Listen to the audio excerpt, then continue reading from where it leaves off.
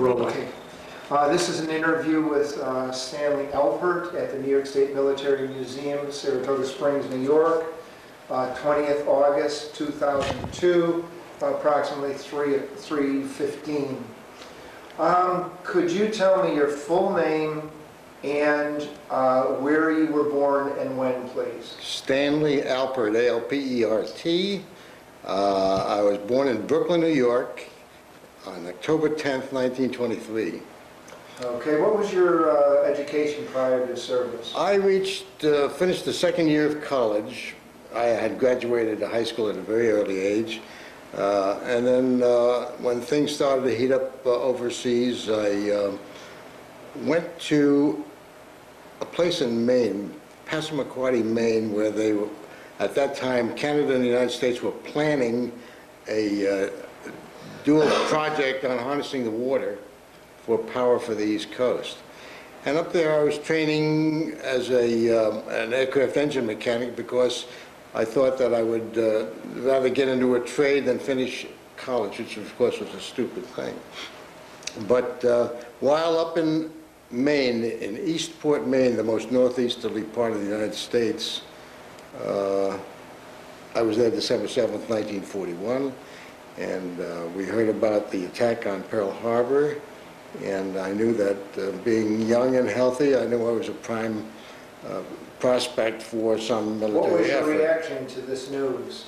Well, we were all horrified and shocked. It came as a totally unexpected event, and obviously this was our way to go. But being Jewish and knowing what was going on, or beginning to learn what was going on in Germany and the problems we had, I felt that I wanted to go over and do my part. My father was a World War I veteran.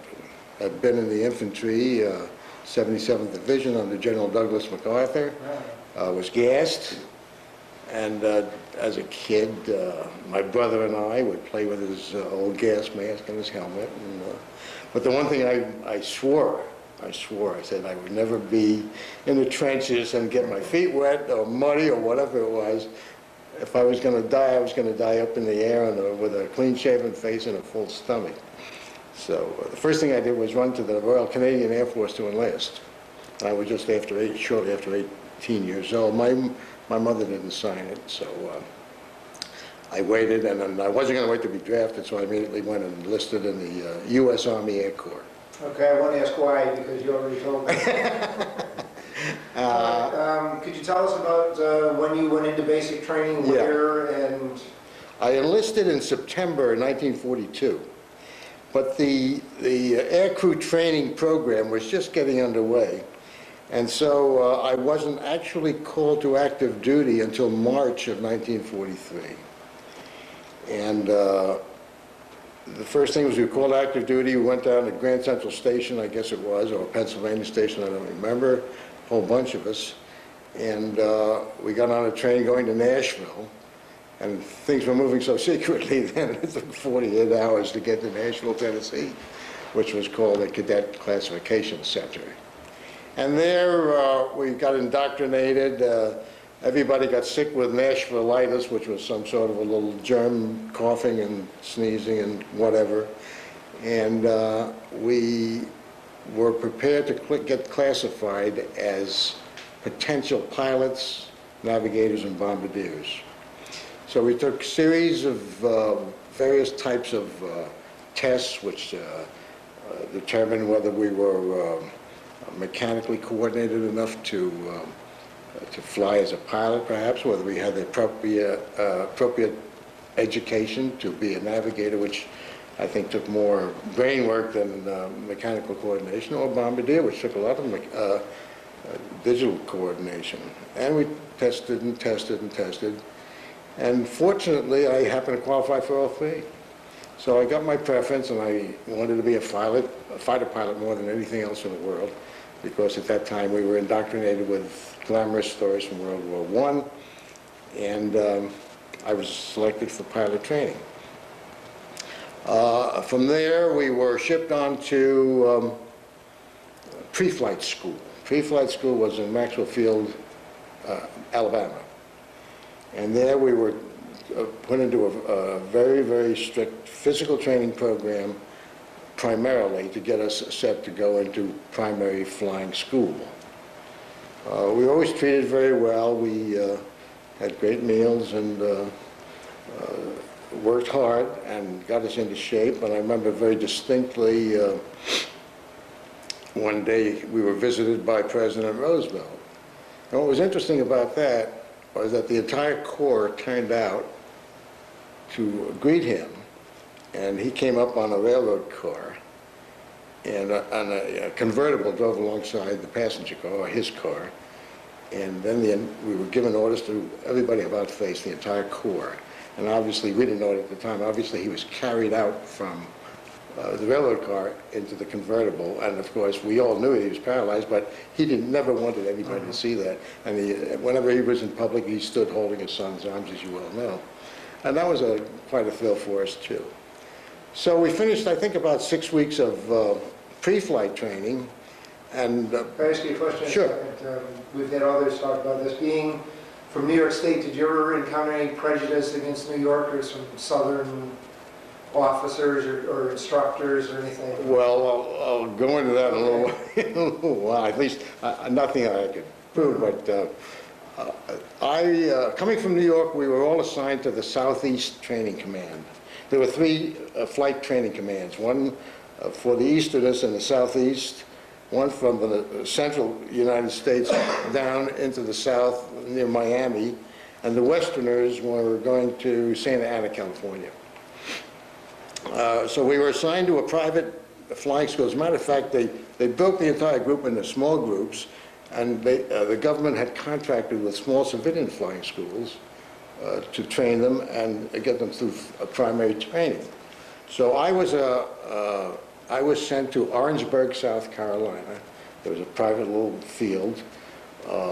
We had a small crew of so-called underclassmen because the upperclassmen had already graduated, and we were set to learn how to fly. Surprisingly enough, I flew a plane before I ever drove a car. I had never driven a car. That's right, I had never driven a car, because at that time you had to be 18 to get a license in New York City. So, we were assigned to fly, and we didn't know it at the time. I've learned since, and very recently too, that these were called washout schools. They figured that they were able to get about 50% of the guys going through. Well, I started my flight training, and after about 7 hours of dual training, I was asked if I wanted a solo. I said, sure, what do I care? You know, I was just a kid. I was just 20 years old. I wasn't 20 yet. And so I took the plane up and I soloed and did everything well, except that when I came down and landed, there was a very narrow landing gear, and I didn't have the foot coordination to get on those rudders fast enough to keep the plane straight, and I ground looped. The plane spun around on one wing, and I was put up for elimination, just over 6 hours. So sure enough, I was pretty good in my air work. So they assigned another instructor to me. Now, the instructors I'm talking about were, I shouldn't say this, were Southerners, you know, windburned, not well formally educated, and they were, well, they could have been discriminating against New Yorkers, because a lot of the boys from the New York area, I guess, were Jewish and spoke pretty streetwise, and they come in a little stronger than the usual farmer who learned how to fly a tractor, how to drive a tractor at 12 years old, and was well coordinated to go in and fly an airplane. So I did well for a while with my second instructor. I think he was a close friend of my first instructor, and they put me up for elimination, and I had an elimination ride with him. You have to be eliminated by a military pilot. And he said, you did a good job, but we've got to knock off 40 or 50%. So I'm afraid we're going to have to be eliminated. And I was heartbroken, absolutely heartbroken. But fortunately, I had qualified for navigator training. I wasn't mad about the idea of being a navigator, but they sent me on to Selman Field, Louisiana. And Selman Field was deep deep, Louisiana, and it was so humid that when we got up in the morning, our boots were green with mold. It was so bad. And I really was very discouraged. Fortunately for me, I did very, very well in navigation school. Came out near the top 10 of my class. And on December 24th, which was Christmas Eve, 1943, I was commissioned. Became a second lieutenant. And went home for a little furlough, and then was sent to join a new group that was forming to join the 8th Air Force. This group was in Rapid City, South Dakota. And I joined them early in January, where I met the rest of my crew. They assembled the gunners, the bombardier, the pilot, the co-pilot, and the navigator. How they were assigned, I don't know. It might have been in a haphazard fashion. And luckily for me, I was assigned to a very, very fine pilot and a hell of a guy who was my bombardier, because both of us would sit up in the front cabin, and the co-pilot. And we all became very, very good friends. So we started our basic combat training in Rapid City, starting in January 1944. And one of the first exciting events was the fact that we were flying one day, and we lost one engine after another. Each one conked out, and another one conked out, and the third, and the fourth. And the pilot says, "I'm losing all my power, probably by carburetor ice. I'm going to try to bring her down, wheels up. If you guys want to bail out now, this is it. Otherwise, you're going to ride the ship down." Well, most of us had enough confidence in him to stay with the plane, and fortunately for us, there was a lot of snow on the ground, and we landed wheels up in a wheat field that was covered 3 feet of snow, and other than a little damage to the plane, we all walked out unscratched. What kind of plane were you? This is a B-17 Flying Fortress, one of the first, I think it was an F, without the gun turret under the nose, and we all knew our jobs, and we did it well, and it was the first excitement for the whole group, because we were just starting off. And the training missions, of course, consisted of navigational training, where I had to show off my specialty, and the pilots, of course, did their thing, and the bombardier would go on bomb training missions or navigational missions day or night. I had learned celestial navigation in navigation school, but having joined the 8th Air Force, we only flew daylight missions, so I never did that. Anyway, we finished our combat training, and we were the last complete group to join the 8th Air Force. Everybody following us joined other groups as replacement crews. And we had a pretty good group of men. I think it was a pretty high-class outfit, because we had a lot of West Pointers and good commissioned officers, and we thought that we were very lucky to join such a group. Now, our first major problem was getting the ship across the ocean. What we had done was we flew the training planes to Grand Island, Nebraska, picked up a brand new B-17 that probably had just come off the assembly lines at Boeing, or Douglas, or Fairbanks, or Douglas, who also built them. And it was our job to fly across the ocean. Was this a G model then? Yes, the G model was the one with the nose guns.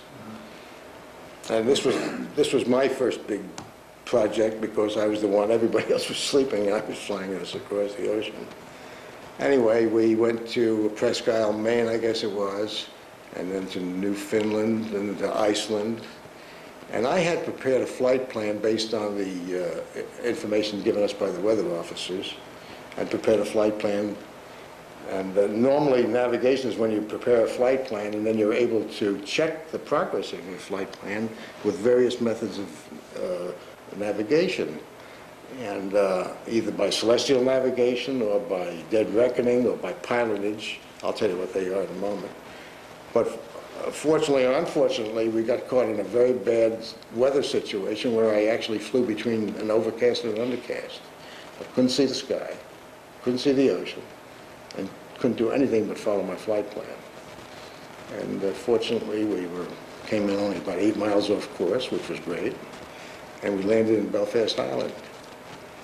From there, we picked up, I think, a new B-17G, which was properly armored.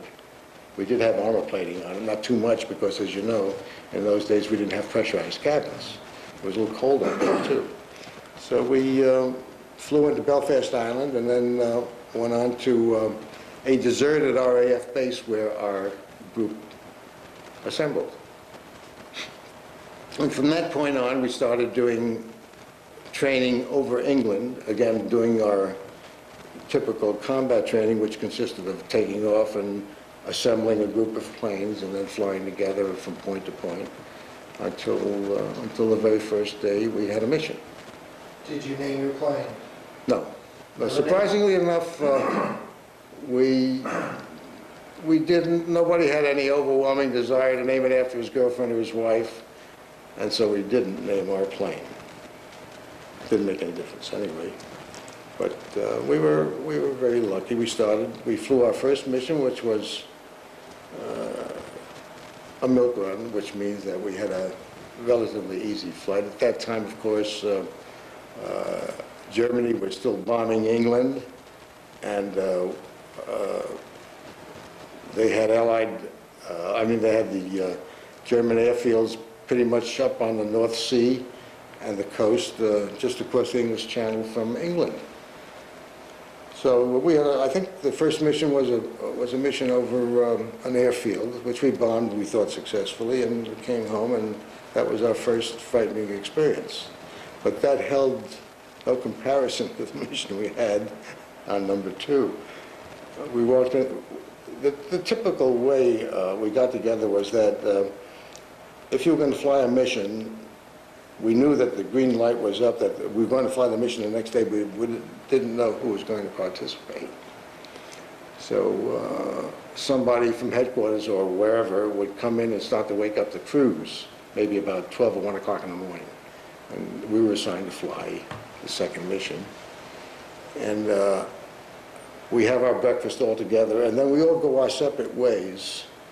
The pilots would go to one briefing, the co-pilots to another, the bombardiers to another place, and then the navigators, of course, to another briefing area. And it was our job as navigators to get the planes to what we call the IP, which is the initial point. And from that point, we knew that we'd be on the bombing run from which there was no evasion. I mean, you had to fly at our prescribed altitude, but you had to fly straight and be careful, because the bombardier would get control of the plane through the bomb site, and it was a very exacting job, and he had to drop the bombs hopefully on the target. And our second mission was to Berlin, which was a deep penetration. I'm not sure whether we had any strategic military targets, but we started in doing some retaliatory work on Berlin, the same way the Germans had done on London. And it was the most horrible thing, I think, most of us ever encountered, the most frightening thing. We were attacked by fighters. We had some American fighters who had accompanied us, but basically we were attacked by fighters, and the idea was for the fighters to come through the formation and cripple a ship or two, and then the other fighters would come and destroy the crippled ship. So our obvious technique was to fly as closely together in formation as possible to give us a stronger concentration of firepower, which would try to keep the fighter planes away because they were flying into a hail of bullets. And if one got crippled and dropped out of formation, the Germans would attack him. So what we saw were fighter planes flying every which way, American, German. We watched B-17s crashing, exploding in midair, or losing their engines, and saw men bailing out. If you tried to describe it, it would be impossible, especially the feeling that you had to go through this thing. Maybe another, at that time, 25 missions constituted a complete combat tour. And we came back from that one and we were really, really sweating. I mean, that was a horrible, horrible experience to go under. Did you encounter flak also? Also, you encounter flak all the time. Now, when I said you reach the initial point and you're going through a bed, a black bed of flak, because the Germans were very good at getting the altitude and the direction of the planes. And you could see the flak as we were approaching the target, and they knew what we were going to hit. And so that from the initial point to the target, there was always a tremendous load of flak, and planes were getting hit and crashing from the explosions of the flak. They black puffs of smoke, which sent out shrapnel in all directions. And if you were lucky, you didn't get hit, which I was. And if you weren't lucky, the plane was hit, crippled or not crippled, and depending upon the extent of damage, you might or might not survive that mission. And we knew we had to go through this every time. So that, for all intents and purposes, was the way our mission was conducted, and we kept on flying. Now, during that time, Doolittle was assigned as the Commander-in-Chief of the 8th Air Force.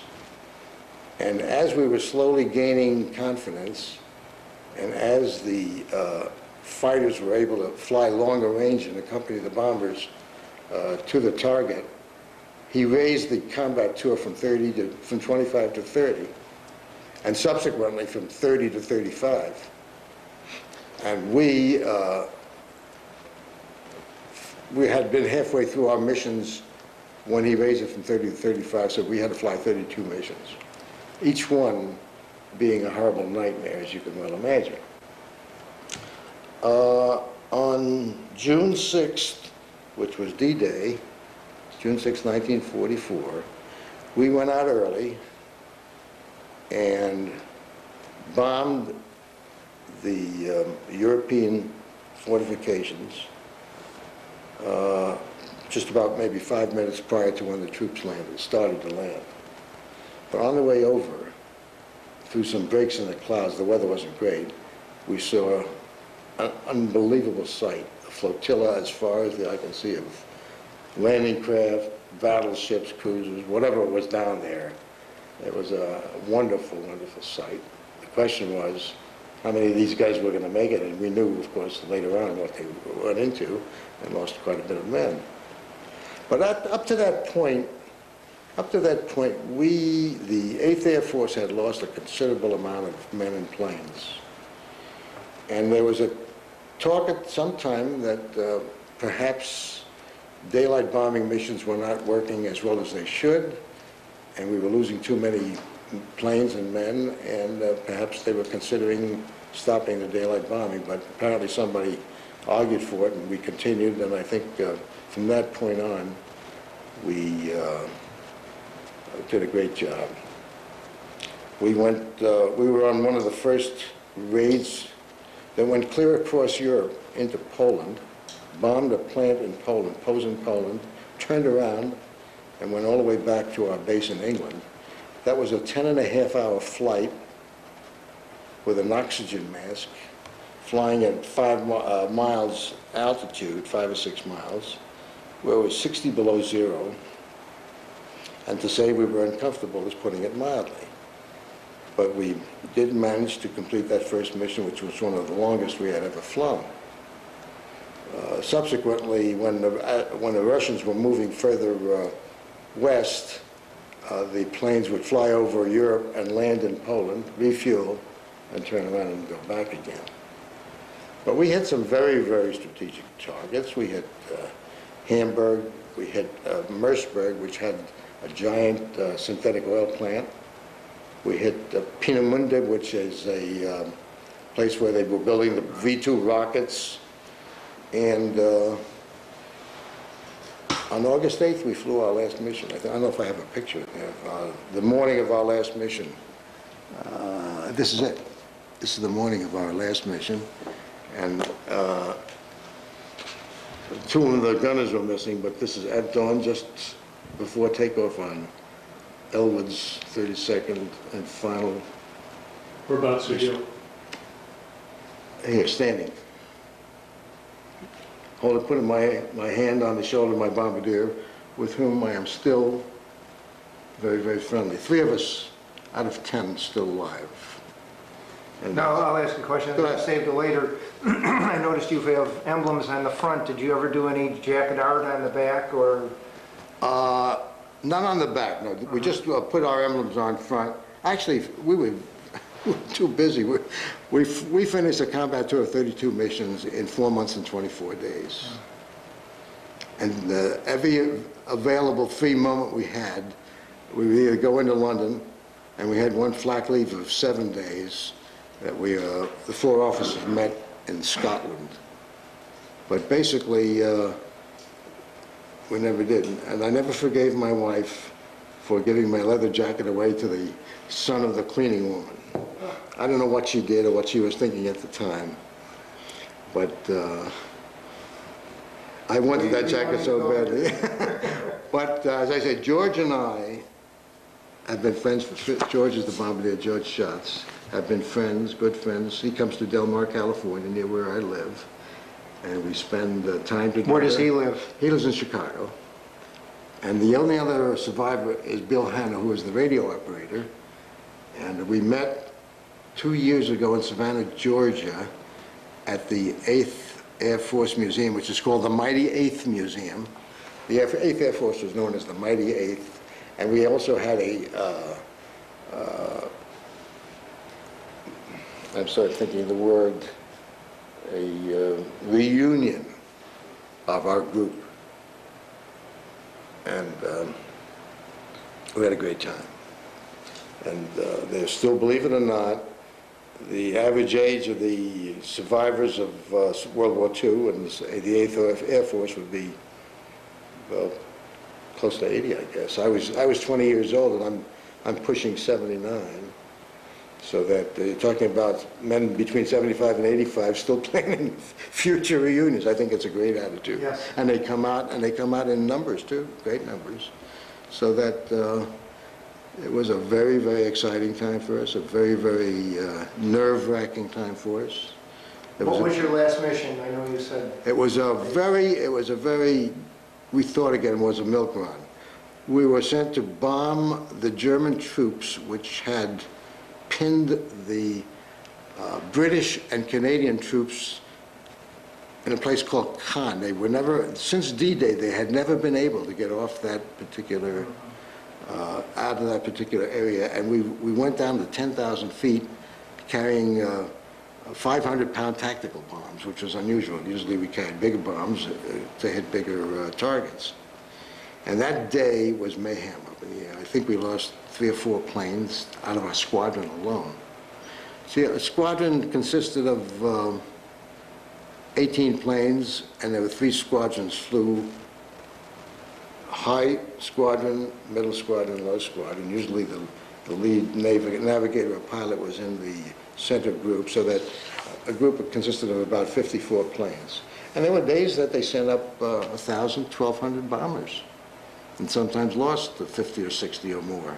And it was a big loss, and it was, as a kid, I didn't think it was too dangerous then, but I felt it when I came home. Sort of had a little nervous breakdown then. But basically, it was very exciting, very nerve-wracking. We felt we had accomplished our bit to bring victory to our country and protect our country, and I think we're all very proud, not only the Air Force, but the Navy and the Marines and the Army. Everybody did one hell of a job. Now I noticed you received a Distinguished Flying Cross. Yes. What was, that Well, that was pretty much a decoration awarded to those who pretty much completed the combat tour. We got an air medal about every 5 or 6 missions. Actually, I ended up with the equivalent of 4 air medals. We were given the European Theater of Operations with 3 battle stars because we participated in 3 major battles, including D-Day and Saint-Lô, and a few other miscellaneous things. Just recently, I was awarded a medal from France for helping to liberate France in the Second World War. That was very nice. It was a nice ceremony at our local Marine base, Camp Pendleton. And The decorations I've kept and mounted, and will say for my grandson, just remember what his grandfather had done. Fortunately, he lives in this area now, so he'll be able to come to this museum and see what they've done. But they were exciting times, and something, of course, I wouldn't want to do again, but something I will never want to forget. And I feel that I accomplished what we set out to do. That was to bomb Germany and raise hell with them and defeat them. Would you explain these photographs for us, please? Well, this was... Could you hold it? Oh, yes, sure. This was just a photograph I took after I had been commissioned. Well, this is apparently I had come back. I'm wearing my decorations there, my wings and decoration, and my bars. The unfortunate thing, as far as our crew was concerned, was that normally you get one promotion when you finish a combat tour. But we were among the very first in our group to finish, and we were transferred almost immediately, and we never got our promotion. In other words, we went over as second lieutenants, and we came back as second lieutenants, and everybody looked as if we were a couple of goof-offs. I know I was embarrassed. I know my bombardier was embarrassed, but we were, you know, when we wore our wings and decoration, of course, we were always the center of attention wherever we went. We were the glamour boys of the service then. But it was a very exciting time, and I'm sure this is a picture my kids are going to treasure, I hope. This one? This one was, we were on our way, this is just before we were, picked up our plane to fly across the ocean. And of course my bombardier still, you can see it's an F, it doesn't have, it isn't a G, it hasn't got the turret. Now, where are you in that photograph? I'm here. Okay. And it was, as I say, we wore those heavy leather and sheepskin clothing because it was so darn cold. Now, this is basically the crew that you were with the entire time? This is the entire 10 men. This is the ball turret gunner who, I don't know if you ever saw that tape that was on the History Channel about this is like a suicide mission and living in that ball turret, which sometimes if the gears ever got stuck, and they showed you a picture of the plane landing wheels up with a live gunner in that turret. One of these guys, this guy left us eventually, and we got a replacement for him, but basically the crew is still intact. And yeah, this was on our way to England. Just before we flew a brand new G. We were on our way to pick up the new ship and fly it across the ocean. And my bombardier still jokes about my being 500 miles off course until he pointed to the right direction, you know, because you can't stop and ask directions in the air. You get lost. Well, you answered a lot of the questions I was going to ask about reunions and so on. Did you ever use the GI Bill after the war? Excuse me, let me... That's fine.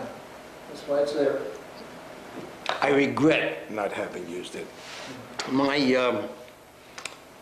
well, let me go into the story of how we ended up. After we finished combat, we were sent home, and we were sent home, believe it or not, on the Queen Mary. 3 of us, the co-pilot, the bombardier, and myself. The others were Westerners, and so they went home some other way, maybe flew home. And we, on a ship like the Queen Mary, which normally carries 16,000 troops going east, there were like 3,000 men on board going west, because we went home in August of 1944, and the war was far from over. It was really prior to the Battle of the Bulge, which was quite a battle, as you well know. So we had an empty ship, and we were each assigned staterooms, and we were living the life of Riley. It was a wonderful, wonderful trip home. Then we had a 2-week furlough at home, and we were assigned to Atlantic City to be reassigned.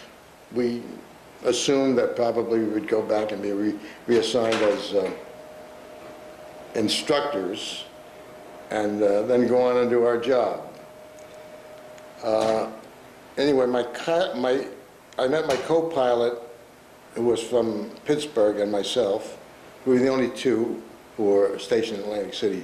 George from Chicago went down to Miami. He was married, incidentally. So the squadron commander of our group was a West Pointer, and his father-in-law, believe it or not, was the commander-in-chief at Atlantic City.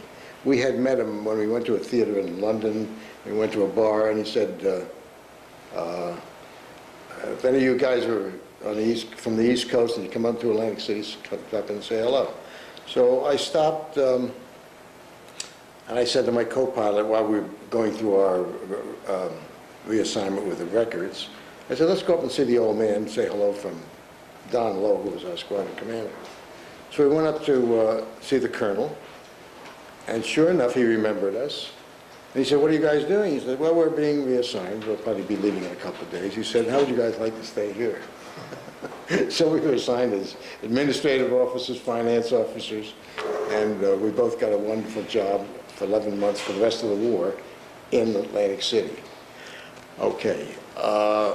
My sergeant, I was in charge of finance and reassigning some of these men, and my sergeant was a member of the admissions staff at the University of Pennsylvania, which was only about 80 miles away. And he said to me, let me get you enrolled in the University of Pennsylvania. I said, my God, I can't go back to school. I'm 22 years old. I had graduated high school at 16, and I was stupid because I had started out at City College and I was just a kid and didn't know what I was doing. So I said, I can't go back. I met somebody at a bar who said he was the advertising director of the New York Herald Tribune. We got acquainted at the bar, and he invited me back to New York City to possibly apply for a job. Sure enough, he gave me a job as an advertising salesman. No, but the answer to your question was no. I was too stupid to take care of the GI, to take advantage of the GI Bill. I could have gone to an Ivy League school, and where I'd be today, I don't know. Don't misunderstand me. I have a wonderful family. I lost my wife, unfortunately, and I've got wonderful kids. Got 2 grandchildren. Everything worked out well for me. I can't complain. I'm still alive. But I wish I had completed my education. That was a very, very wrong decision. But I had no guidance, so whatever happened, happened, I guess. I don't know where I'd be today if I had taken advantage. Okay. Well, I guess that's it. Thank you. I've covered about as much as I can. Yes, and you answered a lot of the questions I would have asked, so that was excellent. Very good. Great. It's interesting, your comment about you're the first flyer that has talked about looking through the clouds and seeing the ships. Well, I would say, well, last week before, we were in New York City, and we had several who were in D-Day in the Navy or in the infantry, and every one of them talked about all the planes going overhead. So we were the first one that talked about looking down and seeing the Armada from the air. So actually, for all intents and purposes, it was our easiest mission because we had no opposition. All I could think about were the guys down below, and they took an awful, awful battle. Yeah. But basically, it was a sight I'll never forget. I mean, it certainly. Well, that's what very inspiring. Everyone down below, their sight was seeing just mile after mile of stream after stream of airplanes going over. So I used to get filled watching the planes myself. I mean, you look up and you see 1,000 planes. Anybody running out of time? Well, we're basically finished anyhow. Okay. So did you? Oh, I know Wayne usually asks this question about USO. Did you ever see any USO shows while you were there? Yeah, I saw one. I think it was in Montgomery Field. I saw Bob Hope. Yeah, Bob Hope came and did a show. He was, unfortunately, he was not one of my favorite comedians, but we did see Bob Hope, and I don't think we had time for any other entertainment after that, although I had a hell of a time in Atlantic City because, for all intents and purposes, one of the few places that the married men were allowed to bring their wives on a base, and they were spent 2 weeks in a hotel while they were getting reassigned, so it was a great place to be. Unfortunately, it was also that most of the other major hotels became amputation centers and hospitals, and it was a sorry sight. But it was a hell of an experience for us. I consider ourselves very lucky to be able to spend the rest of the war there, especially when everybody else at that time was going east to help fight the ground battle and finish up in Europe. And it lasted, as you well know, into May of 1945. But again, I'm sorry I didn't go to school, but then again, I'm not sorry I landed where I am. Okay. Okay? Thank you very much. Thank you.